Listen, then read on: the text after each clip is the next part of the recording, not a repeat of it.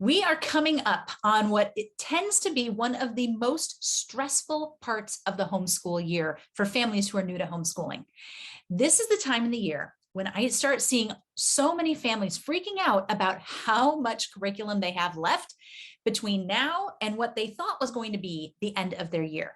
And even though this is kind of a season when you typically start kind of tapering off what you're doing academically, so many of these families start doubling up. They're doing twice as much math. They're doing twice as much reading because they look at the curriculum they have and they think, oh my gosh, we've got to finish all of this before we call an end to our year.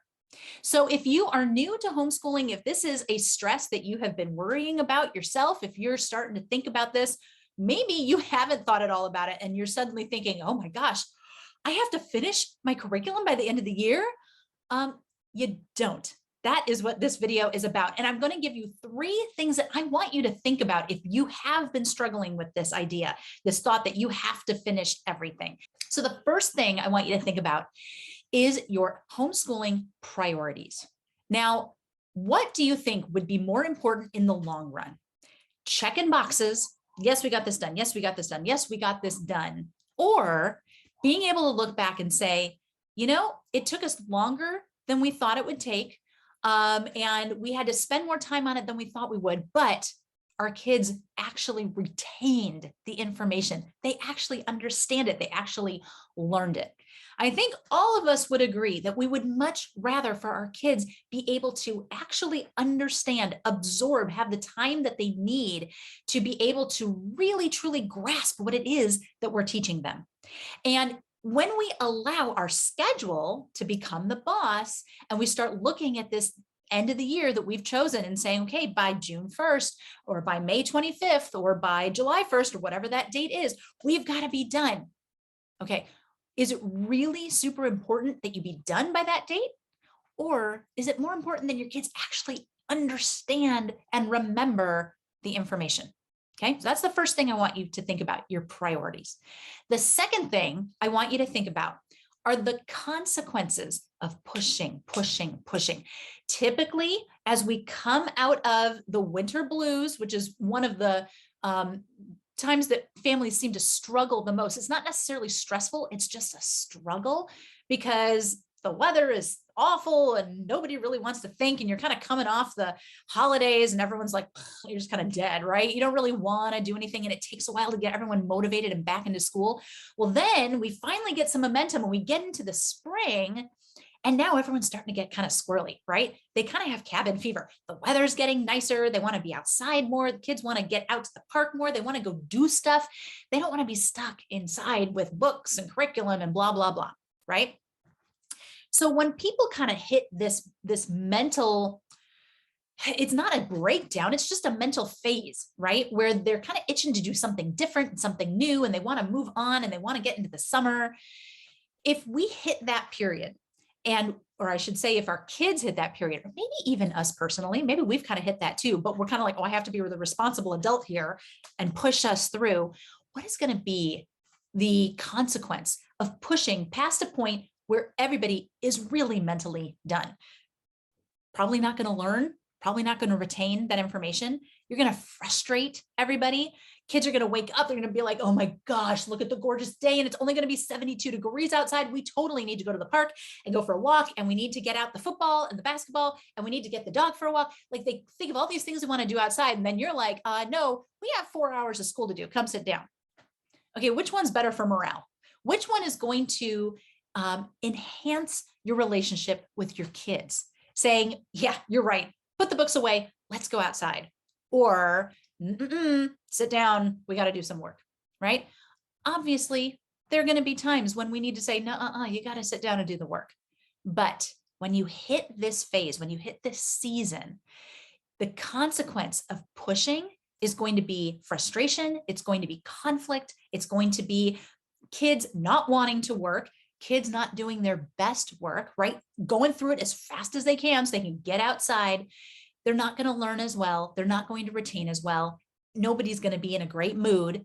So is the consequence of having to deal with all that really worth sticking to this date and forcing yourself to get through every single lesson by that date. Okay. Last thing that I want you to think about. I want you to think about some other possibilities. What else could you do instead of finishing your curriculum? Let me tell you how our family has handled curriculum every single year since we started homeschooling. Even back before I had finally deschooled myself, this is literally the one thing that I did right every year, is that there would come a day, usually early to mid-May, when we would wake up and I would just know in my gut, we got to be done. We got to call this year. We need to be finished. And of course, that doesn't mean that learning actually stops, right? It doesn't mean that we're not going to do anything educational again until August or September. It just means, you know what? We need to be done with the formal stuff. It is time to move into our summer schedule. And so we would get all the curriculum. We would make sure that we have bookmarks and everything where we left off yesterday, and we would put it away. And that's it. We didn't look at it again. We've never been year-round schoolers. That's never really worked for us. We need our summers off. And so what would happen in the fall? One of two things. We would either go, we were kind of liking that curriculum that we were using. Why don't we finish that? And we would go and get it, and we would finish it. If it was math, we typically would say, okay, you know what? Let's get the math out. Let's do a little bit of review, kind of catch up to where we were. We'll finish that, and then we'll go on to the next book. Or we'd say, I don't know, do we really want to continue on with what we were doing in science, or do we want to do something new? Let's just do something new. And we wouldn't even open the book again. Now, if this is one of your first years, if you're brand new to homeschooling, or if you've only maybe been doing it a couple of years, maybe you were a pandemic homeschooler who decided, hey, this actually works better for us. We're just going to stick with it. And you've never taken time to deschool, then the idea of not finishing curriculum might make you feel a little twitchy. Like you might think, how can you do that? How can you just not finish the curriculum? Like there's all this information. How are you just going to not do that information? Our kids are going to have this big gap where all of this stuff should go. How can we just skip it? A couple of things to think about. First of all, even in the public schools, they don't finish the curriculum. You guys, I was a classroom teacher. I worked at one school where we were required to finish our curriculum. And can I tell you something? The kids did not learn much, particularly in math, because we had to go so fast in order to get to the end. It was ridiculous. It doesn't make any sense to teach that way. That's just checkbox teaching, and it's pointless.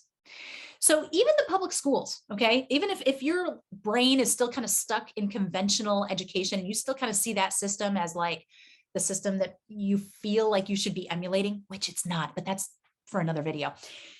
Even in that system, they're not finishing their curriculum, okay? The other thing to think about is the fact that just because you're not working on it right now does not mean your children are never going to see it again, right? And you can't teach everything. You will never be able to teach your children all the things that exist out there to be learned, right? Their education is going to have gaps all over the place. And that's okay, because we keep learning. Haven't you learned new things over the past year that you never knew? Probably just from homeschooling your kids, you've learned things like academic things that you're pretty sure you were supposed to have learned back in, when you were in third grade or whatever grade it is that you were teaching this year. And you're realizing, gosh, I totally don't remember learning this. I'm sure I must have, but now you've got it, right? What do you know? You came back around to it. You learned it again. And chances are, if you're just learning it again right now, it means that you got to this stage of your life without knowing that information and you survived, right? So it's not a big deal. It is not a big deal to close the books and move on. If your kids need to know that information, they'll learn it. They'll go, wait a minute, I need to know this and I don't. And they will pull out their pocket computer, right? Or they'll, hey Siri, or they'll Alexa, right? Whatever. My Siri just popped up on my computer. And ask, and they'll figure it out. Is there something else I can help with? No. Okay. Your kids are going to learn what they need to learn when they need to learn it. You do not have to stress everybody out trying to cram it all in between now and when you finally close the books and say, oh, let's just take a break. So if you have been stressing out over finishing curriculum, I hope this has given you a couple of reasons, a few reasons to consider not stressing yourself out over that. And instead, just closing the books and going outside and enjoying the beautiful day. I'll talk to you guys again later.